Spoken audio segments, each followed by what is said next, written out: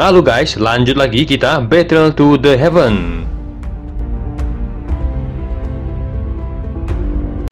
Xiaoyan melihat ke arah pintu pepohonan yang berjarak dekat dan baru saja akan menghela napas lega saat suara dingin dan buas tiba-tiba terdengar. Kepung mereka dan rampas rubah putih itu. Suasana tegang segera pecah mengikuti teriakan buas. Perjuangan di mata cukup banyak orang digantikan oleh keserakahan yang pekat saat ini. Kolam darah memiliki daya pikat yang sangat besar bagi mereka. Namun jika mereka tidak memiliki rubah putih untuk memimpin jalan, tidak mungkin bagi mereka untuk keluar dari labirin. Meskipun mereka tahu bahwa Xiaoyan memang kuat, mereka hanya bisa menyerangnya bersama. Suara teredam tiba-tiba muncul membuat semua orang tercengang saat melihat sosok manusia yang pertama kali maju menyerang seketika terhempas dan menabrak pohon besar dengan keras dan memuntahkan darah. Sosok yang memuntahkan darah nampak pucat. Tatapannya mengandung keterkejutan dan kekejaman saat dia melihat ke arah Xiaoyan. "Aku tidak akan menahannya lagi kali ini," kata Xiaoyan dengan dingin saat langkah kakinya dengan lembut berhenti dan menatap ke arah pintu pohon. Setelah baku hantam yang sengit beberapa waktu, Xiaoyan akhirnya memukul mundur 20 kelompok dohwang. Dia baru saja akan menyusul Yanren masuk ke labirin, ketika suara tua tiba-tiba muncul di sampingnya. "Anak kecil, kamu benar-benar kejam telah menghancurkan semua orang ini. Namun apa kamu berencana pergi begitu saja setelah mengubah tempat ini menjadi berantakan?" Langkah Xiaoyan berhenti. Dia menoleh dan melihat seorang lelaki tua dengan penampilan yang agak rendah hati, berdiri di cabang pohon di sampingnya dan menatapnya sambil tersenyum. "Seorang dojong," gumam Xiaoyan menyipitkan matanya saat dia menyapu orang tua itu. "Apakah Pak Tua ini adalah seorang tetua dari suku tikus emas?" tanya Xiaoyan tersenyum seraya menangkupkan kedua tangannya. Pria tua itu terkejut saat mendengar ini. Dia melompat turun dari pohon dan melihat Xiaoyan. "Penglihatan anak kecil memang cukup bagus," kata orang tua itu tersenyum. Xiaoyan tersenyum setelah mengingat apa yang dikatakan Yanren sebelumnya. Ia tentu saja tidak akan mengatakan apapun yang dapat menyinggung suku tikus emas ini. "Aku Xiaoyan. Aku telah sembrono mengubah tempat ini menjadi berantakan. Semoga Pak Tua tidak akan menyalahkanku," kata Xiaoyan tersenyum. Botol giok dengan cepat muncul di tangannya. Setelah itu dia menyerahkannya kepada Pak Tua. "Ini adalah beberapa pil doci. Meskipun saya tahu bahwa pil doci ini mungkin bukan apa-apa di mata Pak Tua, namun mereka memiliki efek yang cukup besar ketika digunakan untuk memulihkan doci seseorang," kata Xiaoyan tersenyum. Orang tua itu terkejut saat melihat tindakan Xiaoyan. Matanya yang menyipit langsung menjadi cerah saat mendengar nama pil doci. "Anak kecil, aku merasa kamu sangat enak dipandang saat pertama kali aku melihatmu," kata pria tua itu tersenyum. Setelah itu dia melihat sekelilingnya dan melambaikan tangannya sebelum berkata, "Tidak mengapa, saya akan meminta seseorang untuk membersihkan tempat ini. Kamu tidak perlu khawatir. Saya juga akan membantumu membersihkan beberapa hal yang merepotkan ini." Xiaoyan menyeringai dan mengangguk. "Kalau begitu terima kasih Pak Tua," kata Xiaoyan menangkupkan tangannya. "Aku adalah Jingu. Jangan panggil aku Pak Tua. Anak kecil, apa kamu seorang alkemis? Aroma seperti itu bukanlah sesuatu yang dimiliki orang biasa," kata Jingu saat menyapu tubuh Xiaoyan. Xiaoyan tidak menyembunyikan apapun dan dengan lembut menganggukkan kepalanya. "Seorang alkemis, hal ini benar-benar terlalu langka." Sebuah cahaya aneh melintas di mata Jingu saat dia mengatakan itu. Dia segera tersenyum dan kembali berkata, "Kamu harus masuk dulu. Rubah putih gadis kecil itu tidak memiliki masalah saat melewati labirin. Namun masih ada cukup banyak penghalang jika kamu ingin berhasil mencapai kolam darah. Namun kamu bisa tenang, saya bukanlah seseorang yang tidak akan bekerja setelah menerima sesuatu. Saya akan memberitahu yang lain untuk membantumu secara khusus." Xiaoyan dengan senang tersenyum. Dia tidak tinggal lebih lama lagi setelah menangkupkan tangannya ke Jingu dan bergegas memasuki pintu pohon. Jingu tanpa sadar membelai janggutnya saat dia melihat Xiaoyan menghilang di balik pintu pohon. "Anak kecil ini juga seorang alkemis. Tapi aku ingin tahu apakah dia telah mencapai persyaratan. Jika memungkinkan, kami dapat menyelamatkan cukup banyak masalah," gumam Jingu. Xiaoyan baru saja melangkah ke pintu pohon ketika area di depannya tiba-tiba menjadi cerah membuat pikirannya terasa agak pusing. Namun pada saat dia pulih, dia tertegun menyadari bahwa ruang di sekitarnya telah diliputi oleh lapisan kabut tebal yang tidak dapat menghilang. Kepadatan kabut di tempat ini setidaknya 10 kali lebih padat dari kabut di pegunungan. Bahkan tidak bisa ditembus oleh kekuatan spiritual. "Apakah ini yang disebut labirin itu? Memang merepotkan," kata Xiaoyan yang matanya tidak bisa melihat apapun. Xiaoyan tiba-tiba merasakan sentuhan dingin di tangannya ketika dia bergumam, "Tidak perlu panik, ini aku," kata Yanren yang suaranya terdengar di samping seraya memegang tangan Xiaoyan. Xiaoyan menjadi tenang mendengar itu, tatapannya menoleh mengikuti suara Yanren berasal. Namun dia terkejut menemukan bahwa tidak ada apa-apa di sana. Tidak perlu melihat, labirin ini bisa menghalangi pandangan seseorang meski kita berdekatan. Aku akan menarikmu bersamaku. Dengan rubah putih memimpin, seharusnya tidak terlalu sulit untuk keluar dari tempat ini, kata Yanren. Perasaan yang indah dan lembut dari sentuhan tangan menyebabkan Xiaoyan merasa tidak ingin berpisah dengannya. Ini menyebabkan hati Xiaoyan bergetar tanpa sadar. Dia segera menundukkan kepalanya dengan canggung dan membiarkan Yanren menariknya saat mereka perlahan maju. Kemajuan yang tenang ini berlanjut selama hampir setengah jam sebelum Xiaoyan merasakan kabut di sekitarnya secara bertahap menjadi jauh lebih tipis. Kita akan meninggalkan labirin, kata Yanren dengan lembut. Angin kencang bertiup sementara kabut tebal di sekitarnya sangat berfluktuasi saat pemandangan puncak gunung yang nampak sangat megah muncul di depan Xiaoyan dan Yanren. Di depannya nampak beberapa tikus besar yang ditutupi rambut emas berulang kali berjalan mondar-mandir di kedua sisi jalan pegunungan yang agak curam. Ayo pergi, titik tengah itu adalah tempat panggung gunung berada. Setelah itu akan ada beberapa pos pemeriksaan yang ditempatkan di sana. Hanya dengan berhasil melewati pos pemeriksaan itu, mereka akan dapat mencapai kolam darah di atas, kata Yanren seraya memeluk rubah putih itu. Sementara jarinya menunjuk ke tengah gunung saat dia tersenyum manis. Ada hampir 20 sosok manusia berkumpul di panggung jauh dari tangga batu. Mereka dibagi menjadi kelompok ukuran yang berbeda, mulai dari sendirian hingga dalam kelompok yang lebih besar. Kelompok yang tersebar di panggung saling berbisik. Tatapan mereka berulang kali menyapu ke arah jalan curam yang menuju ke panggung. Berdasarkan waktu, labirin akan segera ditutup. Itu adalah waktu bagi mereka untuk mencoba menerobos pos pemeriksaan. Mata Nona Feng berulang kali menyapu ke arah tangga batu. Sudut mulutnya berisi ejekan sebelum dengan lembut menggelengkan kepalanya. Sepertinya dia memang agak melebihkan Xiaoyan. Orang itu bahkan tidak dapat mencapai panggung batu ini. Suara gong perlahan bergema di atas panggung sementara sosok tua yang agak kecil perlahan berjalan keluar. Tatapannya menyapu tempat itu dengan acuh tak acuh saat dia berkata dengan suara yang agak lemah. Waktunya sudah habis. Upaya untuk menerobos pos pemeriksaan akan dimulai. Suara angin yang deras muncul saat dua sosok melesat dari tangga batu sebelum mendarat di panggung. Kemunculan kedua sosok itu segera menarik cukup banyak perhatian. Xiaoyan tampaknya tidak merasakan banyak tatapan saat matanya menyapu tempat itu. Tatapannya menemukan beberapa sosok yang dikenalnya dan pertama kali berhenti pada Nona Feng, yang penampilannya tidak kalah dengan Yanren. Nona Feng yang jaraknya cukup dekat sepertinya telah merasakan tatapan Xiaoyan. Matanya bergerak dan menatap Xiaoyan dengan dingin. Masalah antara Xiaoyan dan pavilion petir angin telah menjadi masalah yang cukup besar. Bahkan Fei Tian gagal menangkapnya. Hal ini menyebabkan pavilion petir angin kehilangan banyak wajah. Jika dia bisa menangkapnya dan menyerahkannya ke Fei Tian, mereka akan menjadi bantuan besar dalam memperebutkan penerus kepala pavilion timur untuknya. Sepertinya dia benar-benar tidak bisa melepaskan Xiaoyan, pikir Nona Feng. Tatapan Xiaoyan beralih dari Nona Feng sebelum berhenti pada Tang Yin dan Wang Chen. Tang Yin tersenyum dan sedikit mengangguk saat dia merasakan tatapan Xiaoyan. Di sisi lain wajah Wang Chen nampak gelap. Matanya terlihat dingin dan sepertinya tidak menyukai Xiaoyan. Xiaoyan juga mengangguk ke Tang Yin dan mengabaikan Wang Chen. Dia hendak menarik pandangannya ketika matanya tiba-tiba menangkap sosok gadis berbaju hijau. Gadis ini tampaknya yang termuda di panggung. Wajahnya yang lembut dan matanya yang bening membuat penampilannya tampak sangat imut. Hati-hati dengan gadis itu, dia tidak seperti yang terlihat di permukaannya. Dia adalah generasi muda paling berbakat dari pavilion bintang jatuh.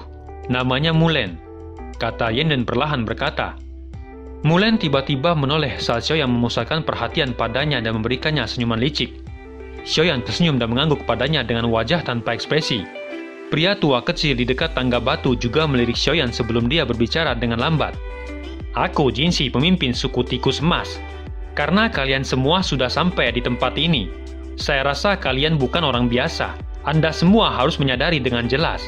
Hanya dengan melewati pos pemeriksaan yang telah kami tetapkan, Anda akan dapat memperoleh 8 tempat tersisa. Dua tikus besar peringkat 6 dengan rambut emas berdiri di samping Jinxi. Ada kecerdasan dan kesadaran yang tidak kalah dengan manusia yang berkedip di mata mereka. Keduanya terpilih untuk memasuki kolam darah selama mereka bisa menerobos ke kelas Dohuang dan menjalani kesengsaraan petir.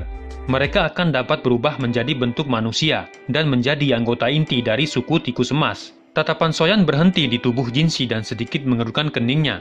Dari suaranya, Xiaoyan sama-sama bisa mendengar bahwa Jinxi sepertinya mengalami cedera yang cukup serius di dalam tubuhnya. Mata Jinxi menyapu dengan acuh tak acuh ke seluruh panggung. sambil terbatuk dan tiba-tiba melambaikan tangannya. Segera tangga batu yang menuju ke puncak gunung tiba-tiba bergerak ketika sekelompok besar tikus emas muncul dengan cara yang padat.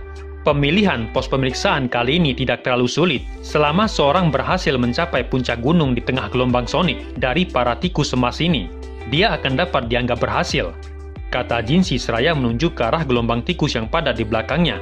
Ekspresi dari cukup banyak orang yang hadir segera berubah ketika mereka mendengar itu. Suku tikus emas memiliki serangan gelombang sonik. Jika gelombang sonik dari sekelompok besar tikus dipancarkan bersama, kemungkinan seorang dohwang akan kesulitan menahannya. Sepertinya tidak akan banyak orang yang bisa lewat, kata Yenren. Saya akan memberikan waktu persiapan 5 menit kepada kalian semua. Setelah itu pembentukan gelombang suara akan diaktifkan. Apakah Anda akan berhasil melewati akan tergantung pada kemampuan Anda sendiri. Tentunya sesuai kesepakatan, akan ada 8 orang yang akan dipilih, kata Jinsi mengabaikan keributan di panggung. Yang perlu kamu lakukan nanti adalah mencoba yang terbaik untuk menggunakan doci menutupi telingamu dan mengikuti di belakangku, kata Soyan menyipitkan matanya dan melihat ke arah tikus emas yang pada di tangga batu. Gelombang sonik dari tikus emas dapat mengabaikan doci yang memblokirnya. Begitu memasuki pikiran seseorang, akan menyebabkannya ilusi dan pusing. Pada saat itu terjadi padaku, yang perlu kamu lakukan hanyalah menjaga diri sendiri, kata Yenren dengan lembut menggelengkan kepalanya.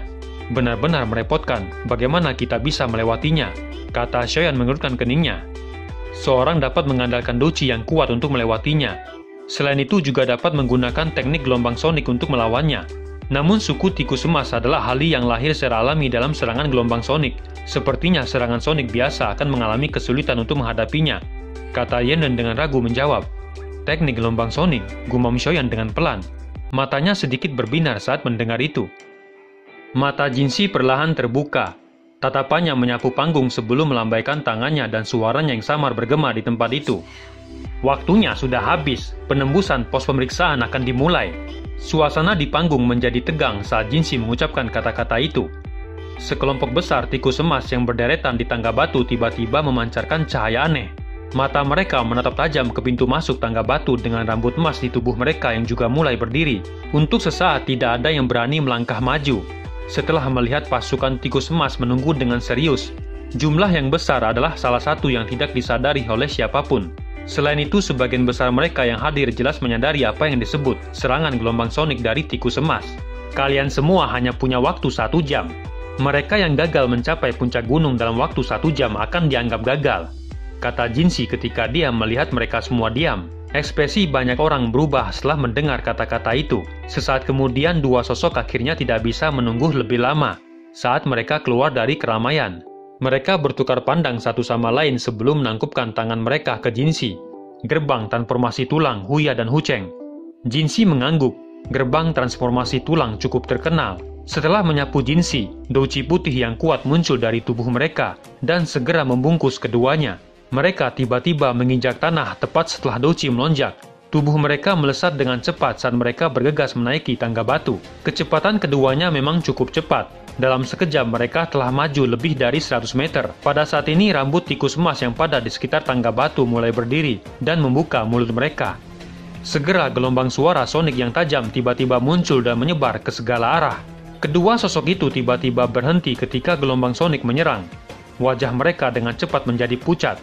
Namun mereka tidak segera dikalahkan. Douci di tubuh mereka melonjak saat kaki mereka menekan tangga batu dan melesat maju. Mereka menahan gelombang sonik yang datang dari segala arah dan maju beberapa langkah sebelum tubuh mereka sekali lagi menegang. Darah dimuntahkan saat tubuh mereka terbang mundur sebelum akhirnya kembali mendarat dengan keras di atas panggung. Di depan tatapan semua orang, seteguk darah sekali lagi dimuntahkan. Kalian berdua gagal, kata Jinsi menggelengkan kepalanya. Siapa selanjutnya? Kata Jinsi saat tatapannya menyapu dan sekali lagi bertanya. Panggung menjadi sunyi ketika kata-kata ini diucapkan. Shoyan, Nona Feng, Tangyin, dan lainnya tidak menjawab. 4 orang melangkah ke panggung. Tidak lama setelah keempatnya menaiki tangga, 2 orang di depan dikirim terbang kembali dan mendarat di panggung. Dari napas mereka yang lelah, jelas mereka menderita luka serius. Gagal, lanjutkan, kata Jinsi melirik orang-orang yang hadir dan dengan malas berbicara. Tantangan terus berlanjut dan mereka yang maju terus meningkat. Waktu bertahan juga menjadi lebih lama. Shoyan mengusap dagunya setelah orang lain dikalahkan. Kekuatan orang itu 7 bintang dohwang. Namun dia masih terpukul mundur oleh gelombang sonik. Gelombang seruan lainnya terdengar dari panggung ketika orang ini gagal. Sesaat kemudian, sosok wanita anggun perlahan melangkah maju. Tindakan Nona Feng secara alami menarik perhatian semua orang yang hadir. Dengan kekuatannya, dia dianggap sebagai yang teratas di antara semua yang hadir. Bahkan jika dia tidak dapat menembus gelombang sonik ini, kemungkinan tidak ada orang yang berhasil melewatinya. Wajah Jinsi yang malas segera menunjukkan ekspresi tertarik ketika dia melihat Nona Feng berjalan keluar. Dia telah mendengar tentang wanita ini. Dengan bisa menjadi penerus yang paling mungkin dari paksi Paviliun Petir Angin Timur, sepertinya tidak ada yang percaya bahwa dia tidak memiliki kemampuan. Feng Qin'er dari Paviliun Petir Angin menyapa tetua Jinsi. Guru telah menyuruh saya untuk mewakilinya dan mengirimkan salam sebelum saya pergi, kata Nona Feng tersenyum. Jinsi tersenyum tipis ketika mendengar ini. Bantu saya berterima kasih pada Lei Junzi atas perhatiannya. Aku akan pergi ke Paviliun Petir Angin untuk menemuinya jika ada kesempatan di masa depan. Jadi namanya Feng Qin'er. Ternyata gurunya Lei Junzi, seorang dojun. Benar-benar mustahil bagi Paviliun Petir Angin dapat memiliki reputasi seperti itu jika mereka tidak memiliki dojun, kata Xiaoyan menghela napas. Nona Feng mengobrol dengan sopan di depan tangga batu sebelum dia berhenti berbicara. Matanya beralih ke tangga batu yang menuju ke puncak gunung. Setelah itu dia melihat ke arah tikus emas yang padat di sekitarnya. Doci perak dengan cepat melonjak keluar dari tubuhnya dan menyelubunginya. Sosoknya berubah menjadi cahaya perak yang melesat ke arah puncak gunung dengan kecepatan yang menakutkan. Dari situasinya, dia sepertinya berencana untuk mendapatkan kemenangan dengan menggunakan kecepatannya. Bahkan mata Xiaoyan mengungkapkan keterkejutan. Wanita ini memang bukan orang yang sederhana.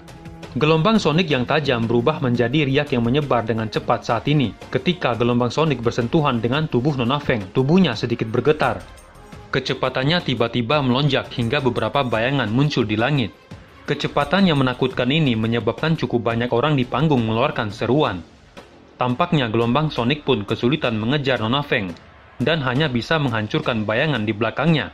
Jinsi menyipitkan matanya saat dia melihat sosok yang telah berubah menjadi petir. Dia tanpa sadar mengangguk. Kecepatan wanita itu memang menakutkan. Sepertinya dia sudah berlatih gerakan 3000 petir tingkat tertinggi. Suara angin kencang muncul di ujung tangga batu saat Nona Feng melompat dan akhirnya mendarat di atas batu puncak gunung. Dia memandang rendah semua orang yang berdiri di panggung dari atas. Feng Qin'er berhasil melewati pos pemeriksaan, kata Jinsi dengan suaranya yang tenang. Wanita itu adalah seorang yang paling luar biasa di antara generasi muda yang bahkan di suku tikus emas tidak dapat dibandingkan, pikir Jinsi. Melihat Nona Feng adalah orang yang pertama yang berhasil melewati pos pemeriksaan, menyebabkan panggung berubah menjadi keributan. Hal ini terutama terjadi pada Tang Yin, Wang Chen, dan Mulen. Menjadi anggota dari 4 paviliun, mereka tentu tidak ingin kalah dari paviliun lainnya. Xiaoyan juga tersenyum saat melihat keributan di tempat itu.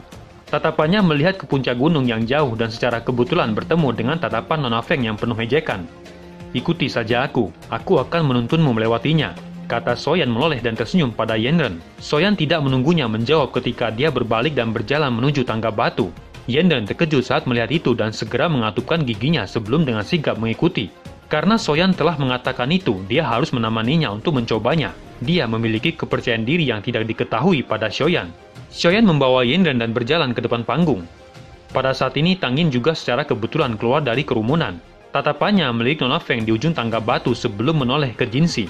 Tang Yin, murid paviliun 10.000 pedang, menyapa tetua Jinsi, kata Tang Yin menangkupkan kedua tangannya. Tatapan Jinsi menyapu Tang Yin. Aura pedang menyebabkan dia sedikit menganggukkan kepalanya. Tang Yin menyentuh pedang besar di punggungnya dan pedang terbang keluar sebelum digantung di depannya. Setelah itu dia melompat dan dengan lembut mendarat di pedang. Itu adalah teknik pedang kerajaan dari paviliun 10.000 pedang. Dikatakan jika seorang menguasai tingkat tertinggi, dia akan dapat mengendalikan pedang dengan hati dan juga bergerak dengan pedang. Kecepatan terbangnya juga akan sangat cepat, kata Yanren dengan lembut menjelaskan. Itu memang cukup misterius, kata Xiaoyan mengangguk. Tubuh Tang Yin perlahan naik saat Xiaoyan dan Yanren sedang berbicara. Tatapannya menatap tajam pada tikus emas yang padat di kedua sisi tangga batu, dan menyipitkan matanya. Sesaat kemudian dia mengayunkan tangannya dan pedang panjang di bawah kakinya segera bergegas secepat kilat. Saat tubuhnya berubah menjadi sosok pedang biru yang bergegas menuju puncak gunung. Sosok pedang baru saja memasuki wilayah tangga batu ketika suara yang menusuk telinga datang dari segala arah. Ekspresi Tang Yin masih tetap tenang dalam menghadapi serangan gelombang sonik yang kuat. Doci pedang biru melonjak keluar dari tubuhnya dan menyelubunginya. Gelombang sonik membentuk riak yang kuat ketika bertabrakan dengannya, namun tidak menghentikan Tangyin. Di depan banyak tatapan di panggung, Tangyin dengan paksa menerobos banyak gelombang sonik dan menyerbuh ke puncak gunung sebelum akhirnya berhasil mendarat di atasnya. Wang Chen segera bergegas keluar sebelum menangkupkan tangannya ke arah Jinxi. Wang Chen dari pavilion musim semi. Wang Chen menoleh dan melihat Xiaoyan dan tersenyum dingin sementara Xiaoyan mengabaikannya, namun senyum tipis masih tergantung di wajahnya. Wang Chen dengan cepat membalikkan tubuhnya dan tatapannya mendarat pada dua orang di puncak gunung. Sambil tertawa, doci hitam dengan cepat keluar dari tubuhnya dan menyelubunginya. Kakinya menginjak tanah dan menggunakan cara paling ganas untuk menyerbu ke depan. Serangan gelombang sonik sekali lagi melonjak ketika Wang Chen memasuki tangga batu. Wang Chen mengandalkan doucinya yang kuat untuk menahan gelombang sonik dan melangkah dengan cepat seolah-olah dia terbang. Dan dalam sekejap mata dia sudah dekat dengan puncak gunung sebelum akhirnya berbalik di udara dan mendarat di atas puncak gunung dengan suara tawanya yang keras. Berikutnya, kata Jinxi. Tatapan Xiaoyan berbalik dan melihat Mulan berjalan perlahan. Mulan menyapa tetua Jinxi. Kata Mulan berdiri dengan cantik saat dia berbicara pada Jinxi dengan senyum manis. Wajahnya seolah menunjukkan ekspresi main-main. Kata-kata Nona Mulan ini benar-benar menjadi semakin manis. Saat itu klan Anda meminta agar Anda mau menjadi murid dari Feng Zunzi. Sepertinya itu keputusan yang cukup bagus, kata Jinxi tersenyum dan mengangguk. Nama Feng Zunzi yang disebutkan seketika membuat Xiaoyan mengalihkan pandangannya dan segera tertuju pada Mulan. Dia sebenarnya adalah murid dari Feng Zunzi, pikir Xiaoyan. Ia telah memiliki niat untuk mencari teman Youlau yang sangat baik bernama Feng Zunzi. Ketika dia menuju ke dataran tengah, dia belum mendengar banyak berita selama ini. Namun sekarang dia tiba-tiba bisa mendengar nama Feng Zunzi itu. Mulan adalah anggota Pavilion Bintang Jatuh, dengan begitu Feng Zunzi kemungkinan adalah kepala dari Pavilion Bintang Jatuh. Pikir Xiaoyan dengan kegembiraan liar yang melonjak ke wajahnya. Dia akhirnya bisa mendapatkan berita tentang Feng Zunzi. Jika hal itu benar-benar seperti yang dikatakan Youlau, dia akan bisa mendapatkan bantuan besar dan tidak akan sendirian lagi. Sementara pikiran ini tertinggal di hati Xiaoyan, kaki Mulan sudah melangkah ke tangga batu. Ketika gelombang sonik melonjak dari segala arah, suara sonik burung yang jelas terdengar dari mulut Mulan. Di bawah suara sonik burung ini, gelombang sonik tikus emas yang melonjak tampaknya telah bertemu dengan musuh bebuyutan. Dalam sekejap, suara susunan gelombang sonik tikus emas menjadi kacau. Selama kekacauan ini, Mulan memanjat dengan santai sebelum akhirnya dia tiba di atas puncak gunung. Sepertinya dia adalah orang yang memiliki waktu termudah. Gelombang sonik yang dapat melukai jiwa seseorang tampaknya sama sekali tidak berguna untuk melawannya. Cukup banyak orang tercengang saat melihat Mulan mendaki gunung dengan begitu mudahnya. Berikutnya, kata Jinxi tak berdaya menggelengkan kepalanya saat melihat Mulan dengan mudahnya mencapai puncak gunung. Xiaoyan juga tercengang cukup lama melihat itu dan tersenyum pahit. Saat ini hanya ada 4 tempat yang tersisa. Xiaoyan menghela napas lembut setelah melihat tidak ada yang melangkah maju. Dia menoleh ke arah Yanren dan melangkah keluar di depan tatapan semua orang. Di belakangnya nampak Yanren ragu sejenak sebelum mengikuti. Semua tatapan yang hadir dengan cepat berkumpul pada Xiaoyan dan Yanren, sementara keempat orang di puncak gunung juga melemparkan pandangan mereka ke bawah. Xiaoyan menyapa tetua Jinxi. Kata Xiaoyan menangkupkan kedua tangannya. Xiaoyan, kata Jinxi yang matanya sedikit menyipit setelah mendengar nama ini. Dia memang pernah mendengar tentang pemuda ini yang bahkan Fetian tidak dapat menangkap. Tidak disangka bahkan dia datang ke tempat ini. Suara sonik akan menguat mengikuti peningkatan jumlah orang. Apakah kamu yakin ingin membawa orang lain? Kata Jinxi seraya melirik Yanren. Dengan penglihatannya, dia secara alami dapat mengatakan bahwa kekuatannya tidak cukup untuk melewati gelombang suara ini. Sebelum Xiaoyan menjawab, Yanren di belakangnya mulai berbisik dengan ragu. Mengapa kamu tidak naik sendiri, membawaku bersama terlalu banyak beban? Ikuti saja aku. Perlakukan itu sebagai hadiah untuknya, kata Xiaoyan menggelengkan kepalanya dan perlahan berjalan ke tangga batu. Hadiah untuk guru ya, kata Yanren dengan sedikit cemberut melintas di matanya sebelum mengikuti. Keduanya perlahan berhenti di depan tangga batu di depan banyak tatapan tertegun dan rasa penasaran. Mereka benar-benar ingin tahu apakah pemuda yang baru saja membuat keributan ini memiliki kekuatan itu. Xiaoyan menatap tajam ke arah tikus emas yang padat di tangga batu. Kakinya menginjak tanah dengan keras saat sosoknya berubah menjadi cahaya yang melesat ke arah puncak gunung dengan cara seperti kilat. Di belakangnya nampak Yanren yang juga telah melepaskan doucinya hingga batasnya dan melakukan yang terbaik untuk meningkatkan kecepatannya agar tetap berada di dekat Xiaoyan. Semua tatapan segera terlempar ke atas.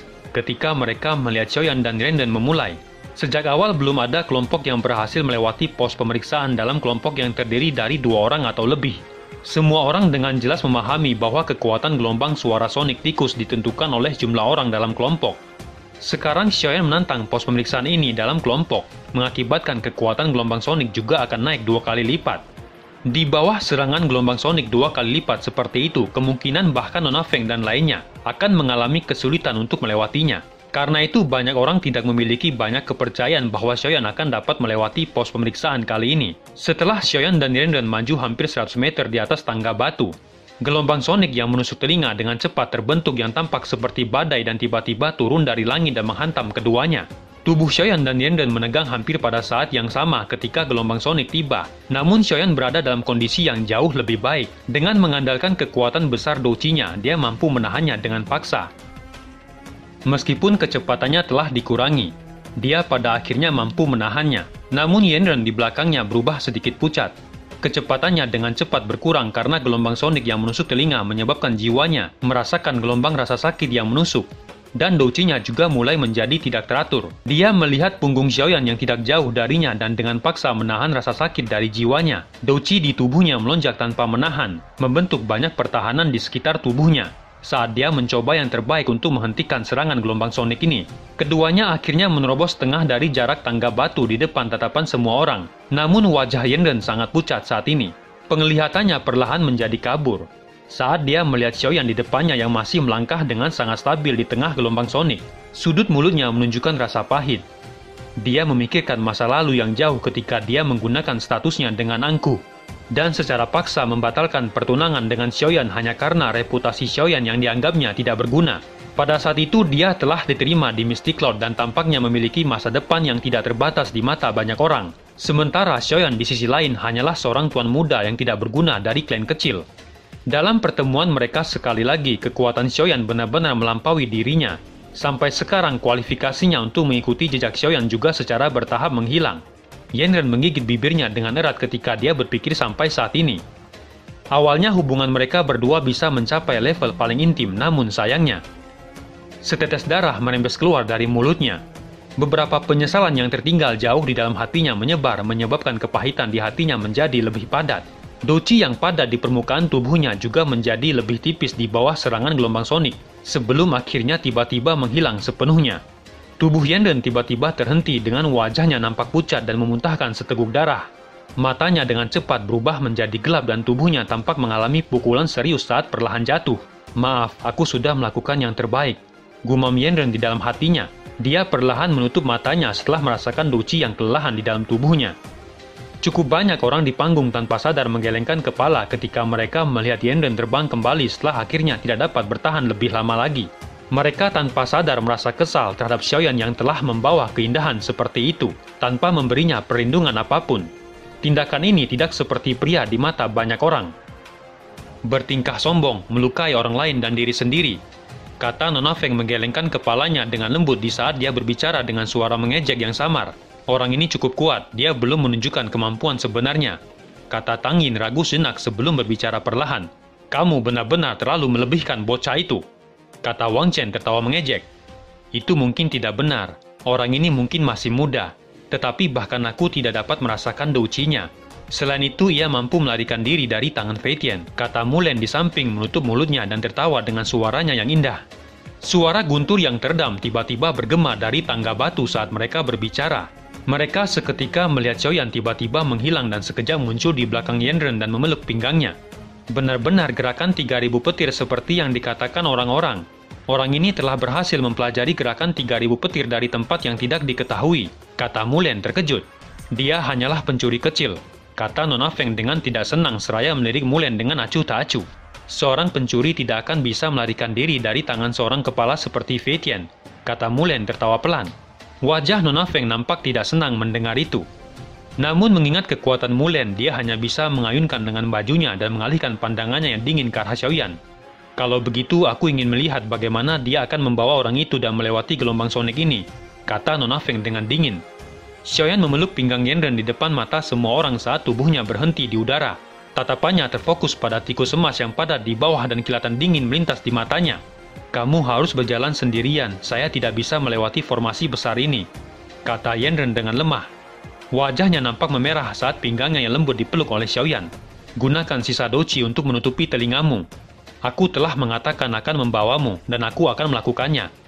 Kata Xiaoyan berbicara dengan lembut. Yanren ragu sejenak saat melihat desakan Xiaoyan. Yang bisa dia lakukan hanyalah menganggukkan kepalanya sebelum menggunakan docinya, yang tersisa untuk menutupi kedua telinganya dengan cepat. Sekelompok besar tikus emas di bawah yang berhenti sejenak tiba-tiba mengangkat kepala mereka. Tatapan mereka mengunci Xiaoyan di langit sebelum membuka mulut mereka dengan cepat. Gelombang sonik yang bahkan lebih menakutkan dari yang sebelumnya segera dipancarkan ke arah Xiaoyan. Wajah semua orang di panggung seketika berubah saat mereka merasakan kekuatan menakutkan dari gelombang sonik itu. Xiaoyan melihat gelombang sonik yang datang dan mulutnya berdenyut dengan wajahnya menjadi agak merah padam. Sesaat kemudian dia tiba-tiba membuka mulutnya. Suara gelombang sonik auman singa tiba-tiba muncul di langit. Gelombang suara sonik yang sangat besar segera menyelimuti seluruh gunung mata surga. Raungan yang mengejutkan itu bahkan mengandung raungan naga yang aneh, menyebabkan jiwa siapapun yang mendengarnya bergetar. Itu suara naga mengaum, kata Jinxi yang ekspresinya seketika berubah dan tanpa sadar berteriak. Hal yang membuatnya paling terkejut adalah raungan naga yang tersembunyi di dalam raungan itu. Raungan naga semacam itu adalah sesuatu yang tidak bisa ditiru dengan keterampilan biasa. Selain itu, hanya beberapa binatang unik yang benar-benar memiliki garis keturunan naga yang bisa memancarkannya. Namun Xiaoyan adalah manusia, pikir Jinxi. Gelombang sonik besar yang menyapu di depan banyak tatapan terkejut akhirnya bertabrakan hebat dengan gelombang sonik tikus emas, sebelum akhirnya meredam dan menghancurkan gelombang sonik tikus emas. Xiaoyan mengandalkan kekuatannya sendiri untuk menghancurkan gelombang sonik menyebabkan semua orang di panggung dan kempanya di puncak gunung langsung terpana.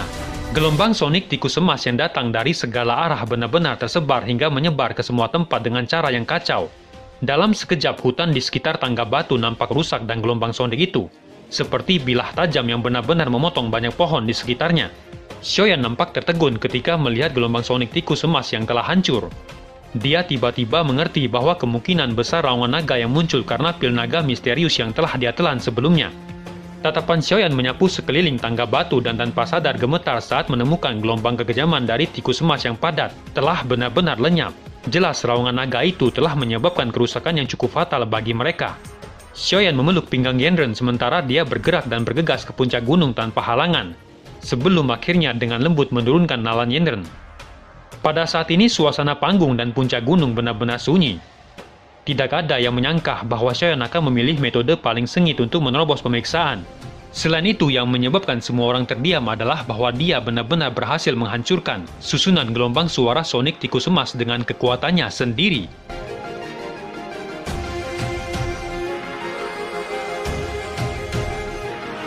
Cerita pun selesai, nantikan spoiler selanjutnya guys. Buat yang belum subrek, dibantu subrek yo guys, biar jalan terus spoilernya. Buat yang udah subrek, mudahan dilancarkan rezekinya. See you and ciao.